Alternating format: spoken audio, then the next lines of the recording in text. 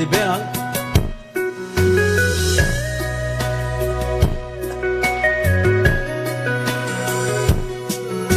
kadam lai ni atlak ma zong muan na le chol na zong reng reng hia kavan ruai ruai khofel sual tim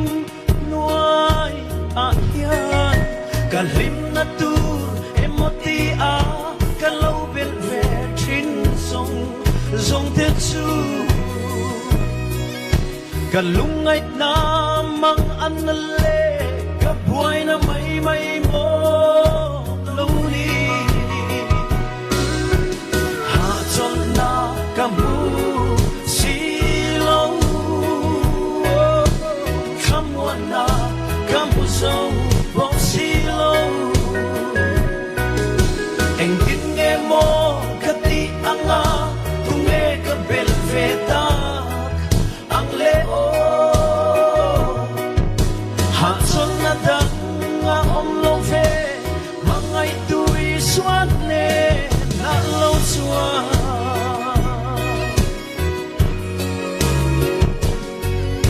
ko ve la nom a ten na ten lim na fam kim min pe thei si lo sum le pai le hau sat na ro pui na ten lim na min pe thei don e mo tia ka ngai tua buai lai hiari min pe thei lo an thei mo lo lan li suak Krista cho lo chua ha chon na kamu si lo kamu na kamu zo bong si lo eng kin nge mo kati anga tunge ka bel ve ta ang leo ha chon na da nga om lo ve mangai tui suan ne na lo chua hallelujah lalpa chu fakin om rock se war takin min lo ben min lo sai sak don ya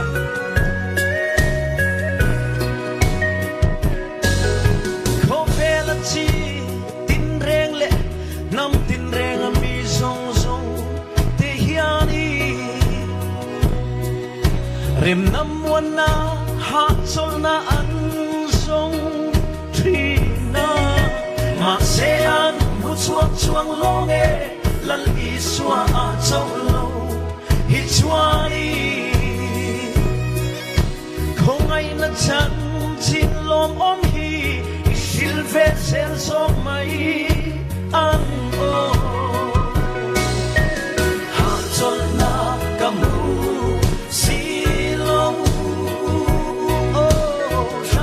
na kamu zo bong si lo eng kin nge mo kati anga tunge ka bel ve ta ang leo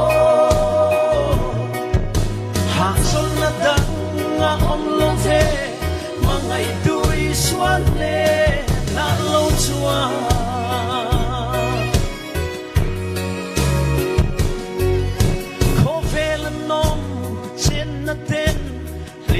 fam kim min pe thei si lo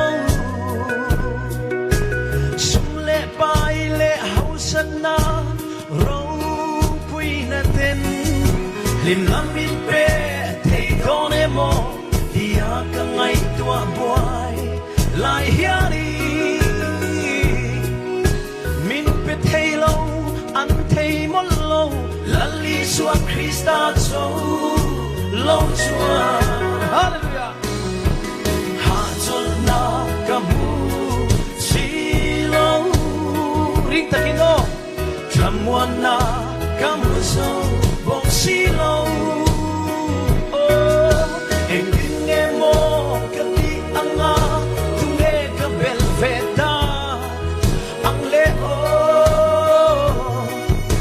ha chol na da nga om lo ve mangai tui